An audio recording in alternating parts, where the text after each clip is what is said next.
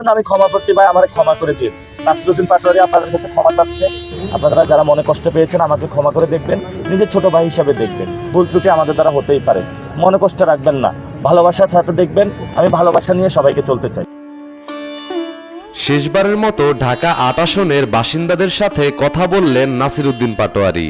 নির্বাচনে জয় হতে না পারায় সবার কাছে ক্ষমা চাইলেন এই এনসিপি নেতা। তিনি জানায়, আমি একবারের জন্য গ্রামে চলে যাব। কোনো ভালো মানুষ এদেশের উন্নয়ন করতে পারবে না, খারাপ লোকেরাই এদেশ শাসন করবে।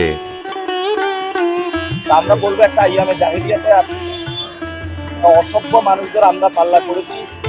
আমরা তাদেরকে সভ্য করার চেষ্টা চালিয়ে যাব এবং ওনাদেরকে বলবো যে নামাজ পড়বেন, নামাজ পড়ে মসজিদে একটু বসে থাকবেন এবং আল্লাহর কাছে একটু প্রার্থনা করবেন, তওবা ইস্তিগফার করবেন। যা করেছেন যথেষ্ট হয়েছে। তাকে প্রশ্ন করা হয়, আপনি কেন আমাদের ছেড়ে চলে যাবেন? আপনি কি তাহলে নিজের ভুলের কারণেই নির্বাচনটা হেরেছেন? উত্তরে পাটোয়ারি বলেন, আমার তো ভাই নিজের জীবনের মায়া আছে।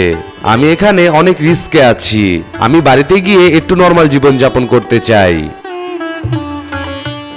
অস্ত্র তাক করে গুলি করতে চাইতে একটা কমিশনার হয়েছে, এটা পুরো সকল মানুষ জানে।